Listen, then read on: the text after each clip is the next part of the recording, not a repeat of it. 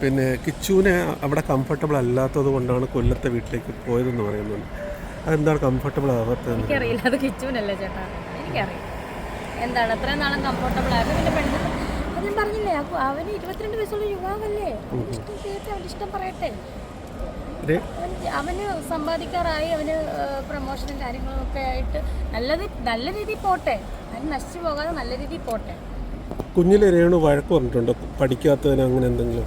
സ്കൂളിൽ പോകണമെന്നൊക്കെ പറഞ്ഞിട്ടുണ്ട്. ഷൂട്ടിനൊക്കെ പോകുമ്പോഴത്തേന് 5-8 ദിവസം കഴിഞ്ഞിട്ടാണ് സൂചേട്ടൻ വരാറ്. അപ്പം ഞാൻ വഴക്ക് പറഞ്ഞിട്ടുണ്ട്, സ്കൂളിൽ പോകണം, സൂചേട്ടൻ ഷൂട്ടിന് കൊണ്ടുപോകരുത്, സ്കൂളിൽ വിടണം എന്ന്. അന്ന് കൊച്ചല്ലേ, അപ്പം അങ്ങനെ വഴക്ക് പറഞ്ഞിട്ടുണ്ട്. അല്ലാതെ എന്താ വഴക്ക് പറഞ്ഞത്? വിദ്യാഭ്യാസം ഒരു മക്കളെപ്പോഴും വിദ്യാഭ്യാസം കൊടുക്കാനല്ലേ എല്ലാ പേരൻസും പറയുന്നത്. അങ്ങനെ ഞാൻ വഴക്ക് പറഞ്ഞിട്ടുണ്ട്. സ്കൂളിൽ പോകണം എന്ന് പറഞ്ഞ് സുധിച്ചേട്ടനോട് വഴക്ക് പറഞ്ഞിട്ടുണ്ട്. കിച്ചനോടല്ല, സുധിച്ചേട്ടനോട് വഴക്ക് പറഞ്ഞിട്ടുണ്ട്. സുധിച്ചേട്ടൻ ഷൂട്ടിന് കൊണ്ടുപോകണ്ട, അങ്ങനെ ഒരു പോയിന്റ് ഒക്കെ പറഞ്ഞിട്ടുണ്ട്. സുധിച്ചേട്ടൻ ഷൂട്ടിന് കൊണ്ടുപോകണ്ട, സ്കൂളിൽ വിടണം എന്ന് ഞാൻ പറഞ്ഞു.